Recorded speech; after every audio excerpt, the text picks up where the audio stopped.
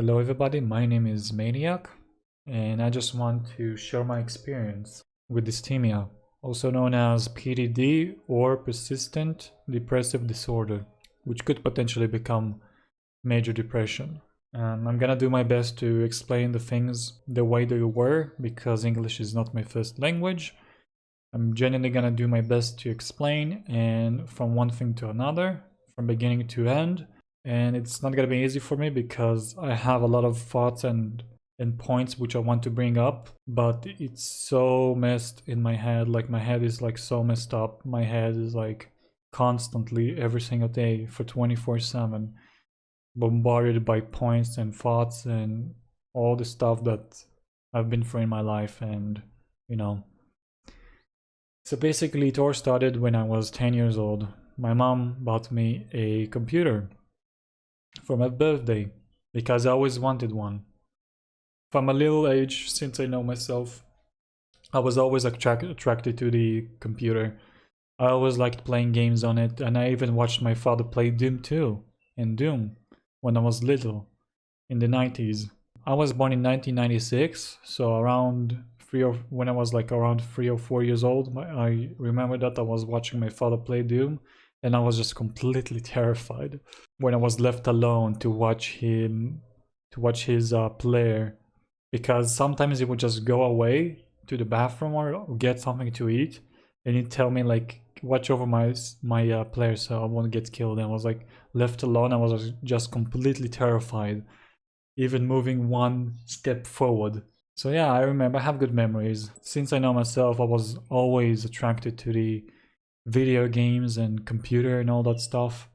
And I remember I played a lot of games, Pokemon and many more games which I cannot mention because I can't remember their names. But I do have a good childhood of video games. Until one day when I was 10 years old, my mom bought me a computer, a personal computer, a PC, for me. And along with it, she bought a specific game which introduced me to the video game world and got me and changed my life completely. And that game is called Warcraft 3, a real-time strategy game by Blizzard, rest in peace. I remember it really fascinated me so much that I would sit every single day. From the first day I played it, I would sit for every single day up until when I was 12 or 13 years old. For every single day I would play this game for hours and hours without end. And this is when I started isolating myself. I used to be a kid who loved going out and hanging out with friends outside and playing soccer for Americans or football for the rest of the world. And I just loved going outside. I loved being with my friends until I got introduced to the video game world. So I started isolating myself a lot while I was playing the Warcraft 3 game. Around when I was 12 or 13 years old, my best friend, my childhood friend, introduced me to more games, more online games, MMORPGs, MMOFPS, like Combat Arms, Soldier Front, Guns, The Duel, or Gunbound, Perfect World International. I've even heard of World of Warcraft, which I know what game it is today, but back then I didn't really know that much about it. But yeah, what else? There was like also Terra and Maple Story, Ghost Online, which today is called Soul Saver Online, and all those good games. And all those games are pretty much the reason why I just became a complete introvert, because between me and my best friend, I was the most addicted one. I was the one who was sitting literally every single day for at least minimally 12 hours a day to play video games. And he was like a casual gamer, you know. He wasn't really that into it, but we played a lot together. But since the environment I grew up in, people who play video games is such a tiny minority that finding a friend a real friend, like in real life, where I grew up in, is really, really hard. Managed to do that only one, and it was like more of a temporary friend for which I knew for a few years, and then we completely cut ties due to some reasons. I was always alone, playing video games alone, isolated from the rest of the world, from the society, even from my family. When my family was hanging out, I always wanted to just eat as fast as I can and just go up and keep playing video games. I stopped enjoying hanging out with my family. I just started hating, really despising going out. And when I was about 14, 15 years old, that's when it started getting really, really bad. I really hated going out. If I wasn't playing video games, anything else that I had to do, I really hated. Except all I wanted to do is just sleep and play video games. All of this just kept on going to 15 years old, 16 years old, 17 years old, 18. And over the years, I just became more and more introverted, more and more isolated, and more lonely. I was always alone. Not physically, I did have people in my house, but that's not the point. I was alone in my room, and I was always lonely. I was feeling lonely, I guess, deep down, because I never had a friend which I could, share my interests with for a long time. So about that friend which I cut ties with, like he's like a high school friend, he is even a junior high school friend. Like we started hanging out with each other when I was about 13 years old. I don't know, like I guess someday we just started talking about video games and we found each other out, and we knew that we have a lot of common. And from the age of 13 up until 18, we were like in quite close contact. Like we would talk to each other pretty much every day. I would visit him, he would visit me. Like we would hang out at each other's homes and all the good stuff. He introduced me to Warrock and not that many games, and I introduced him to Combat Arms and Perfect World International and Minecraft and all this up until I was 18 years old. And when I was 18 years old, I was completely lonely and I had no friends, pretty much, because I never bothered to make any friends. I did have my classmates, but most of my educational years I was always alone during breaks. I was always on my phone. I would never talk to anyone. And I did have good grades. I never studied. I never even touched. I never even touched a notebook. And somehow, just by listening to the teacher, I managed to get a really good average. And all that up until I was 18 years old. In my country, it's mandatory to go and serve the military, so I was forced to recruit. So I was forced into the military. I was recruited. I served for 15 months. And the reason why I served at 15 months is because at the 15th month, I've been through a very intense emotional trauma, which made me get dismissed by the military. That trauma triggered a depression, an underlying depression, a subconscious depression, which was actually already there since I was 14, 15 years old. It was just asleep. But when I was dismissed from the military, I started feeling down every single day. And I didn't know why. Obviously, since I love video games, I'm also very exposed to all the YouTube community. I'm very aware of Vanos Gaming, CNanners, Fitz, all those people, and many other creators.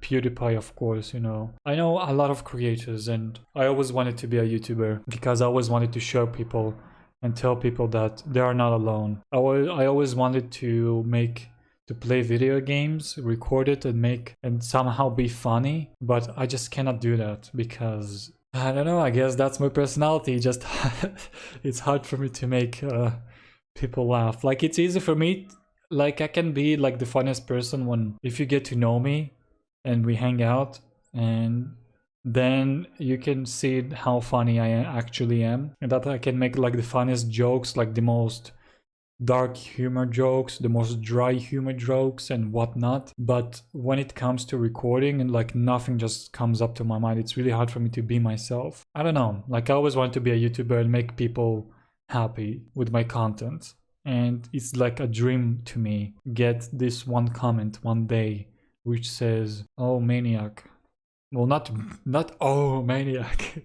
No, not like that, you know, like, "Thank you, maniac. I've been watching your videos and I've been through a lot of hard time recently and they really made my day. And please keep uploading videos." And you know, all this sentence alone can really make my day, you know. Like it actually makes me tear up a little bit now, because that's how much it means to me to make someone's day, to see that I can make other people happy when it's such a low point. I don't know how I got to this point, but yeah, when I was after the military, I was just feeling down every single day. I tried going to first degrees, like I tried going to computer science degree. I tried going to software engineering. I tried going studying psychology, and nothing of those subjects felt like, I just didn't feel like the spark. I'm not sure if it's because like I just lost my way. When I was out of the military, I was finally like an adult. I was free to do whatever I wanted. And since that moment,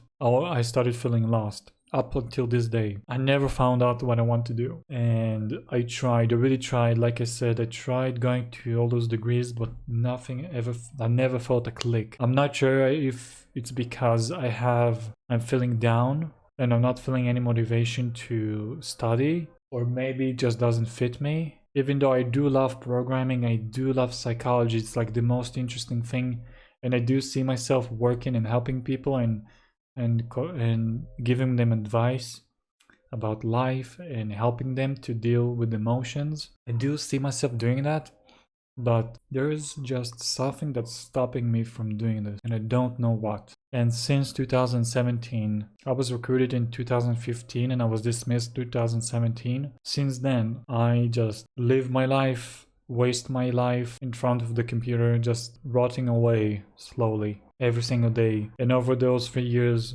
I tried studying, tried going to the university, to the college. It didn't work. I tried getting psychology help, like professional help, and it didn't feel like it helped me. Like it only made things worse. It really only made things worse. It felt like, I don't need your like shitty advice. Like I know all this shit. I don't know. I just don't feel like the psychologist really helped me. Like I was just paying $100 for every 1 hour session for nothing, because at the end of the day, it didn't help me at all. And it only made things worse. And up until 1 year ago, 2019, literally 1 week before, I don't really want to talk about it, but it's still really hard for me. But I was always telling people, I was like, you know, talking to people online as every single day. I was hanging out with people. Actually, you know what? I'm gonna say it. I'm gonna talk about it. I always tell people, be yourself, and you're always gonna find love and all that stuff, and people who accept you. Just be yourself, be yourself, be yourself, be yourself every single time to anybody. Every single person I meet in VR chat, okay?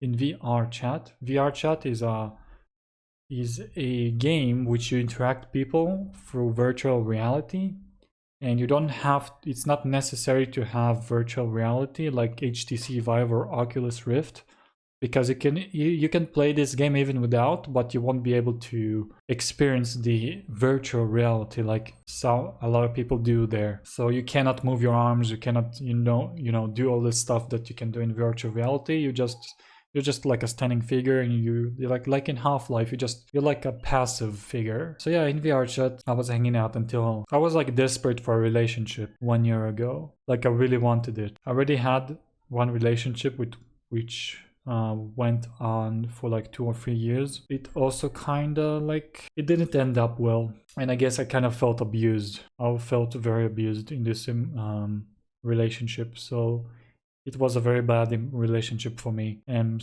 that was the only relationship I had in my life. So 2 years later, like exactly 1 year ago, when I was hanging out in VR chat, I met this one girl.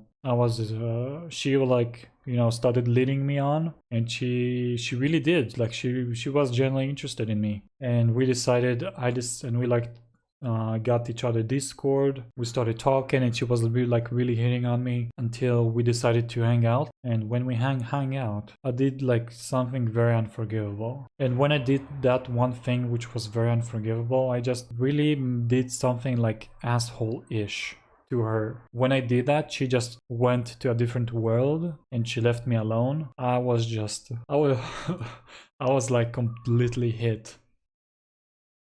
Wow. I was hit with a... It was like I was hit by a truck. Like an emotional truck, like hitting me like a train, like a bullet train hitting me. Like, what the hell did I just do? During those moments, I realized that how I always preach to everybody for them to be themselves and not to be shy and you know, just be yourself. I couldn't do it when it was the moment of truth for me, and I really hated it like so goddamn much that I always told people to be themselves, but when it came down to me, I couldn't do it. I wasn't being myself at all. And I was just so disappointed myself. I just felt so much self-hatred. It was really, really, really bad. And I started apologizing to her, and that it wasn't really myself, and that I was just very nervous because, you know, I never talked to girls ever. So I have no experience to having or holding a conversation with girls. Obviously, since I was always isolating myself and I was an isolated person and I was always alone, so I have no experience whatsoever with talking to girls or even society itself. I admitted that it was a mistake. In Discord we were talking and I said that I'm sorry and I begged to her, and it was like a really low. She also like did really dumb stuff that she wasn't supposed to do. Like I was already beat down, but she like kept rubbing salt when I was already beat down. She would like started lying to me and all that shit, and she just kept beating me down until I managed to get her to forgive me. There was nothing ever in the first place. This self-hatred, that's the first, like it's like an attack. Like it was like an episode. Extreme self-hatred to a point that when I came to work the next day, I just couldn't work. I just couldn't focus. It was really bad. I just felt so bad. It felt like my stomach, there's like a black hole in my stomach. I just felt gut wrenched and I just couldn't work. I couldn't think straight. I felt hopeless. I felt extreme emptiness, and I just felt like I don't want to live anymore. Like it was really hard for me. And I go to my boss, and she's like the only person who saw me crying. Like, yeah, she's the only person in this world who saw me crying. Because I just couldn't take it anymore. So I go to my boss and I just tell her to come to... She was like talking to the CEO, and they're both two nice people. So I tell her that I want to talk to her for a moment. I want to take her to the side for a moment and I want to talk to her about something extremely urgent. And that's just when I break down. I just start crying, you know, like not like a baby, but I just pretty much start sobbing quietly. It was a really hard moment for me. She let my mother know because she also know people who go through that kind of stuff. So she called my mother. 1 week later, I see a psychologist and I spill everything and I cry, of course. Oh yeah, she also saw me crying. And I'm not the type of guy to cry so easily, you know, like I'm one of those guys who cry when something is very wrong. Like I wouldn't even cry at situations where people normally cry. Like I really need something that's really extremely bad needs to happen for me to cry. So yeah, like I started seeing psychologist and I was living with my parents, and I realized over time as the months went by, from 2019, 2020, let's say from January up until June, as I was meeting the psychologist every single week or once every 2 weeks, I was just working normally at a minimum wage job. I even tried streaming on Twitch. I tried uploading. I have 2 YouTube channels with hundreds of videos and tens of thousands of views. But I don't know what's keeping me from... I just don't have this will to keep doing because it all feels meaningless. I don't know why. So during those... I don't know why I keep derailing, I'm sorry. of the subject. So on June, I realized that I cannot live with my parents any longer because I was like thinking it's really hard for me to be myself because I live with my parents. And that's how it truly felt like. It felt like I'm in prison.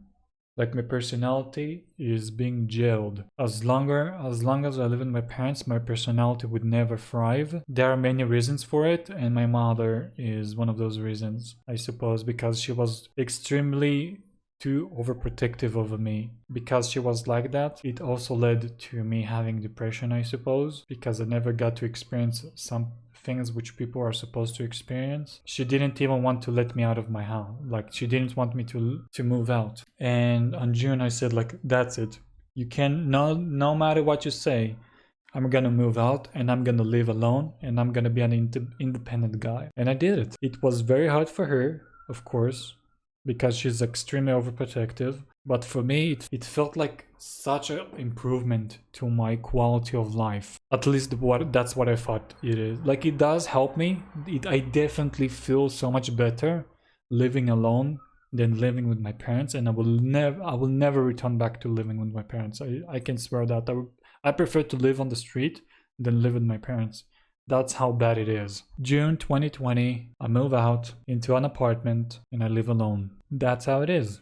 Since then, up until this day, I live alone, and I got myself a cat, a small kitty, 2 weeks ago, a little over 2 weeks ago, to have someone at home, like, because since I feel so lonely, this kitty will like improve my psychological attitude towards life, like that I'm not completely alone, that I have someone at home with me, and I don't want it to be like my family. I had enough of my family in my life, and yeah, that's how it is up until this day. How it is to live like this every day, it's just a struggle. It's a complete struggle. Ever since the day I was dismissed from the military, every single day it's just a struggle to wake up. Every single day I feel depressed that I have to wake up and keep living on the way my life is. I can't even recall the moments which I felt happy anymore, because every single day I just have to struggle and not think about how shitty my life is and everything that I've been through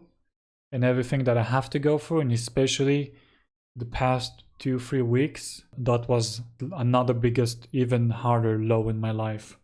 And it was actually one time when I was very close to ending my life. Basically, imagine yourself waking up every day. You don't feel happy.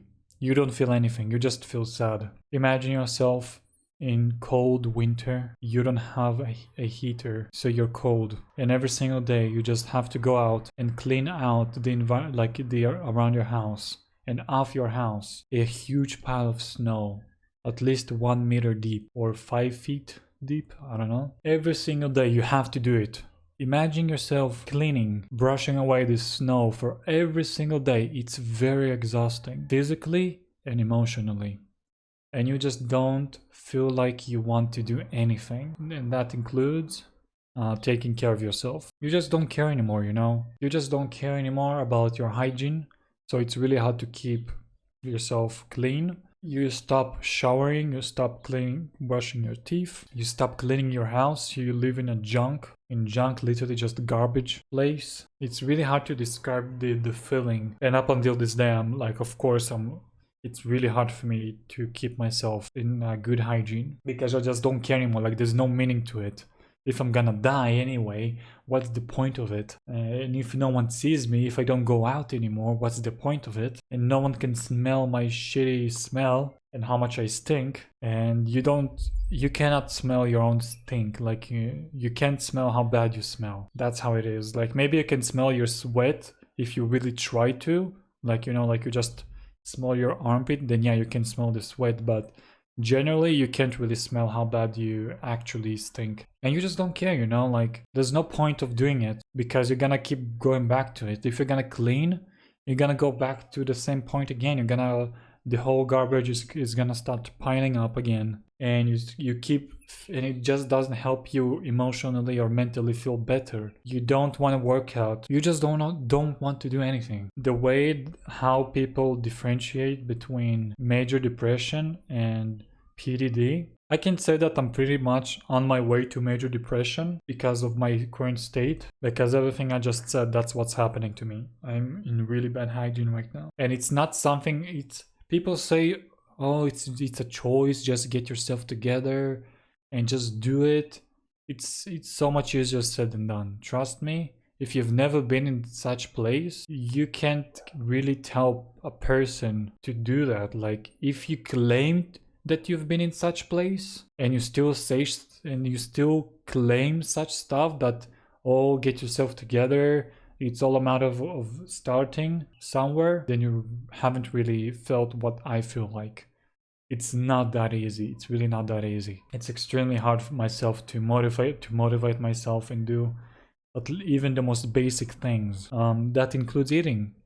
I also have an eating disorder where I don't eat at all. I literally live on junk food. When I mean junk food, I mean I drink coffee. When I wake up, I drink coffee, and that's it up until 5 or 6 p.m. I eat something small like Doritos or some snack with some Coke, and that's it. I barely consume 500 calories a day. That's how bad it is, and I never drink water. There have been periods where I haven't drank water for months, and I was literally living on just juice or beverages and all this junk. And then 3 weeks ago, I had a new lowest point. I suddenly got another episode when I woke up feeling fine. I'm working as always. When I'm working, I suddenly start feeling bad. And that feeling bad is worsening very fast. And I don't know why.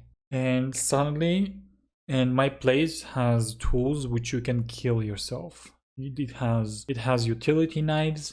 It has nail guns and everything you can, and every single tool you can afford to harm yourself at that moment. There's like a sudden change in my mind, and I get like a sudden urge to hurt myself. And I look at the utility knife and I start grabbing my surroundings so I won't get close to it, because I realize what's happening to me. And I'm trying to stop myself, and I do manage to stop myself.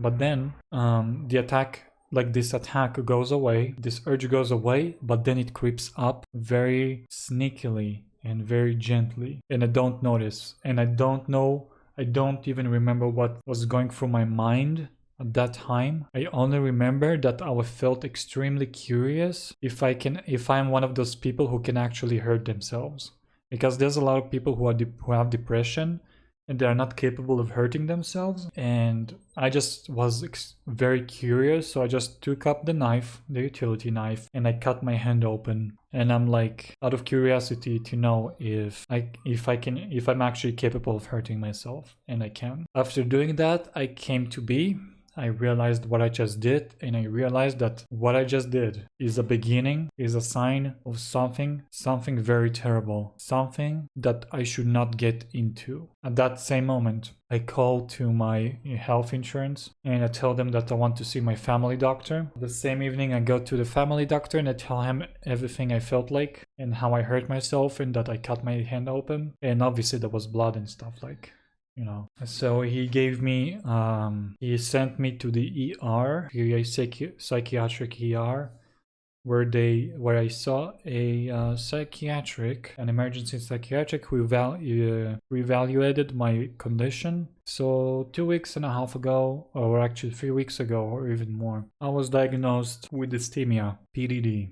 Persistent depressive disorder. And that's pretty much the story. You know, I just feel like I just wake up every day feeling very bad. I feel like I have no meaning to my life, and I feel that everything I do is meaningless, and I just don't know what to do with my life. I just don't have a goal. And every time I found something small, like learning how to play the piano, or learning another language, or learning how to program, those are like small distractions which I thought I want to do, or even make video games. I tried. Those were just small distractions. But at the end of the day, I came back to how I felt, like empty, lonely, depressed, sad, hopeless. And that's how I have to wake up every single day, trying to get by, trying to stay alive every single day. It's just a really, it's like really hard. I just don't care anymore. And when oh yeah, and I forgot to say that when I get those episodes, when I get this urge of hurting myself, this is like an urge which goes on for for a few minutes. During those moments, I just lose touch with myself and the world. I lose every sense of care. I don't care how my family feels. I don't care how I feel. I don't care about anything but getting rid of this feeling that I'm having right now, this very bad feeling. And I know that during those moments, that when I cannot control myself, it's very dangerous for me and myself and other people around me. Like, in a way, like, not that I'm gonna hurt them, but I'm gonna traumatize them, because I can hurt myself in very badly and probably scar them, which I don't want to do. I'm just at a point right now where I'm not fear of dying. I'm not afraid of dying, and I don't care if I die anymore. And because I don't care, I also looked up, suicidal things. I just looked up how to end the life. If I look at it objectively right now, that's very bad. That's very bad for me. But subjectively, emotionally, right now, I just really don't care. I just don't care. Like, I'm just so emotionally exhausted. I don't care that I look up how to commit suicide. That's how it is to live with depression, persistent depressive disorder, also known as PDD or dysthymia. And I appreciate that you listened to me so far and this long. I just wanted to share my experience with this mental illness, I guess, of me feeling very lonely for many years, being depressed, and listening to some experiences I had in my life. There's a lot of, this is just the tip of the iceberg of what I told, but it's like a good picture you can paint yourself and understand. One thing I can tell you, I can give you an advice. If you know someone who is going through something like that, please, for the love of God, don't say, "Oh, I know how you feel like. I've been through this." Oh, don't say that. Just don't. If someone is feeling bad, I don't know, I've never had someone try to make me feel better, but if it was up to me, I think I would feel better if someone would just listen to me and have my back. Don't reply. Don't try to preach, because preaching is the worst thing you can do to someone who has depression, okay? Please don't do that. Don't say that you know how they feel like. Don't start preaching. And don't say that they should do this and that. Just listen to what they have to say and back them up emotionally. That's the best thing you can do when someone is feeling very depressed, okay? And that's pretty much for this video. I'm gonna have another video coming up soon about how I'm dealing with this depression and what I'm going through, and how I tried dealing with stuff, how I tried dealing with it, and how it didn't work, and what things did help me, and what's my current status, like what's my situation in the present days. Anyway, I hope you came out of this video feeling more educated and more knowing about it, more aware of this depression. And I hope this helps you in the future. And if you also feel the same as I do, if you're also feeling like you're going through a very hard time, then I just want you to know that you're not alone. I'm also feeling very bad, and there are people who do care about you, and you should know that. Just think about it. You don't need to feel, just think that there are people who do care about you and that they do care about your life, and so do I. And that's pretty much it. I guess I'll see you next time, and have a good day.